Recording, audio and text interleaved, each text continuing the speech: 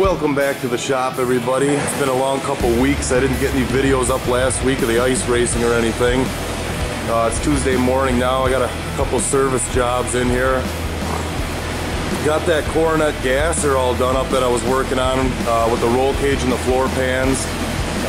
53 Coronet. I delivered that Friday. Got that one all dropped off. Got the Mustang swung over here, ready to start putting all the floor pans and new rockers and stuff in it. Setting up this morning here, just cleaned up a little bit. Setting up this morning to start working on the 50 Chevy here again. Got my firewall in, toe board. I started putting the patch panels on, which, like usual, don't fit quite right. I'm gonna have to pretty much re-gap everything on the new cab corner and all that stuff, but that's usually normal on that. I had the door on and off about 4 times already. I'm sure it'll be another 40 before it fits right. Got the 54 Chevy up on the hoist. We're gonna end up redoing that whole build. I'll get into that a little bit more when I start tearing it apart. Tell you guys all about this story up here. But let's get back to the last couple of weeks. So last weekend we headed up to Upper Red Lake Gresham for their annual night race, and I noticed the weekend before, I kind of noticed a little miss in the car. I had put that cam in there and those tighter chambered 267 heads, and it seemed like in the feature it just was lagging out of the corner. You get on and it would stutter for a while and start pulling about halfway down the straightaway. And so anyway, we got up to Gresham there and went out for the heat race. I think I made about 6 or 7 laps, and it was just a dog, just a turd, losing power, and then wide open throttle out of turn 2. It shut right off. I coasted in to the exit off the track, hit the key again. It cranked super hard, like your timing was jacked up. Cranked a few times, fired up, made it another 100 feet, died out again. Waited a couple minutes, hit the key again, fired it up, made it to the trailer, and it died out again. So at this point, that was an invitational on Saturday night. We got it winched up on the trailer, started making plans. I kind of assumed I was going to be basically screwed out of making my Sunday race for points at our track in Cecil for Fire on Ice. But we talked it over with Bo, the driver of the 57 Chevy, and his dad. And I got the old stock 350 that he was running in his 57 last year. So we took it back to the garage. Thanks for Bo for dropping the motor off. I didn't have to go pick it up, which saved me probably 2 hours of time going to get it. Well, we pulled the motor out of the Studebaker, swapped everything over to the 350, ran it back in there about 3 in the morning Saturday night. We went in the house after having a few beers. Got back up early Sunday morning, finished hooking everything up on it, hit the key, and the thing fired right up. Then I happened to jump in the car to move the thing, and no clutch pedal, which I don't think I have any video of, but turns out I have an old cast iron fork on the clutch fork, and it wasn't on the ball. But with a little finessing and 4 arms jammed up under the frame rail, we managed to get the clutch fork back on. Made it out for the race this Sunday, and the car did fairly well. I think I got 3rd or 4th in the heat, which wasn't the greatest. Made a few changes, went out for the feature, and ended up taking 4th place. So it was a hell of a long weekend, but it worked out. We got the motor swapped, went back out there. It had more power than that 305 anyway. So I guess my head swap and cam swap was kind of all in vain, because this stock 350 seems to have more pull than it. But it worked out. It was an awesome weekend, a long weekend. I didn't have any chance to make video last week. It was negative 22 degrees one day, negative 28 the other morning. Kid didn't have school. The pipes were freezing in the house. The pipes were freezing here in the shop. Just a ton of stuff going on. Oh, and then it snowed 8 inches Monday on top of it. So long week there. Now this past weekend, went back out again. We almost had a 100-degree switch in temperature.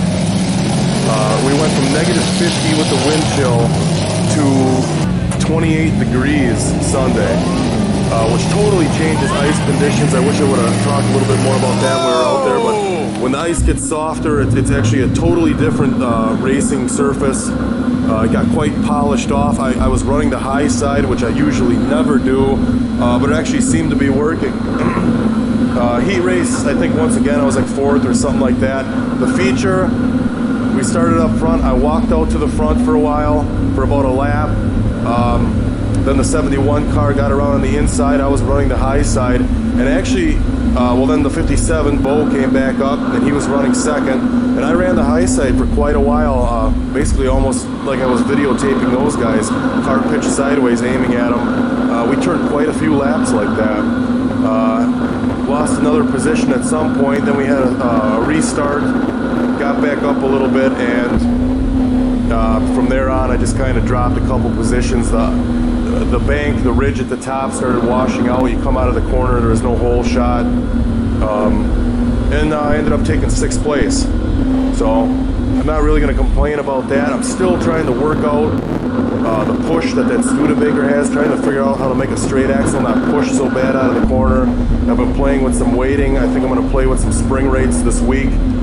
But all in all, to take that car and put it in the top, 5, 6 people there, I think that's pretty good, especially when you're talking about like 22, 3, 4 cars running total. So that was pretty much it for racing for the last 2 weeks. Other than that, back down at the shop here. Gonna keep working on that 50 Chevy, get the floors and the doors and all that stuff back on. Probably start hammering out this Mustang. My paint guy's almost ready for the body on that old Snowbird over there. We'll get into that a little bit more when I get that far. I got a 51 Chevy 4-door out back that's going to end up getting this LS, 5.3 LS put in it. I think it's just pretty much stock. I don't know if he's carbureting it or injecting it. But I got to make some motor mounts and stuff for that thing, get it set in there, hook up the steering on it for a guy. I guess one of the other things I've got down here that I started at home and I really haven't taken any pictures or anything is my 53 Coronet 4-door, which is currently sitting over here on the side of the building.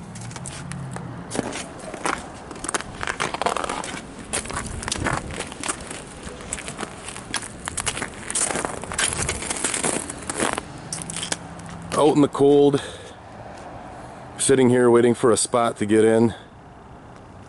Did quite a bit of work to the thing already. I'll let you guys know more about that when I get it in the shop, but it is all-wheel drive.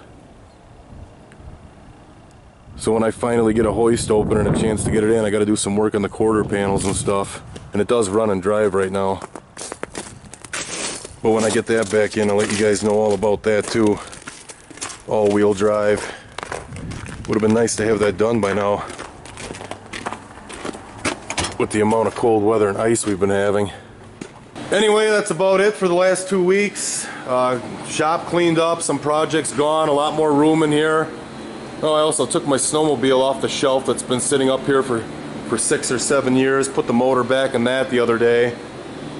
Trailered it home, got it out of here. The motor was sitting in the office for just as long, 6 or 7 years, so giant paperweight. I got that put in and fired right up.